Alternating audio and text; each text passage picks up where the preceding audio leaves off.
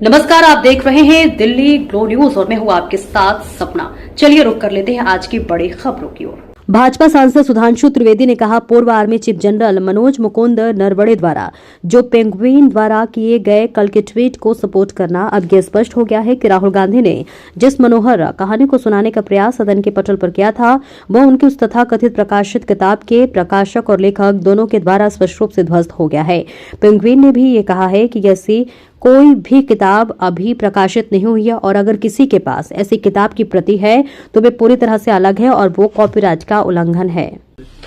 देखिए, पूर्व थल सेना अध्यक्ष जनरल मनोज मुकुंद नरवणे जी के द्वारा जो पेंगुइन द्वारा किए गए कल के ट्वीट को एंडोर्स करना, अब यह स्पष्ट हो गया है कि राहुल गांधी जी ने जिस कपोल कल्पित कथा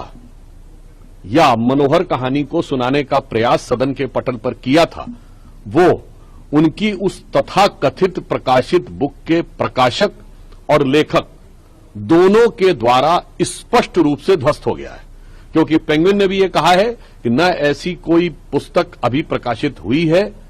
और इस प्रकार का कोई भी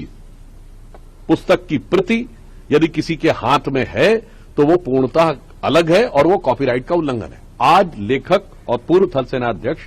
नरवणे जी ने भी बिल्कुल स्पष्ट कर दिया। तो अब बिल्कुल स्पष्ट है जो कल राहुल गांधी जी ने कहा था, कौन झूठ बोल रहा है। अब प्रकाशक और लेखक दोनों के स्पष्टीकरण के बाद सिर्फ एक ही व्यक्ति झूठ बोल रहे हैं और वो है नेता प्रतिपक्ष राहुल गांधी जी। और इससे यह भी साबित हो गया है कि देश की संसद के इस पटल का प्रयोग अपनी क्षुद्र राजनीति के लिए तो कर ही रहे हैं, राष्ट्रीय सुरक्षा के बारे में संदेह उत्पन्न करना और राष्ट्रीय सुरक्षा के ऊपर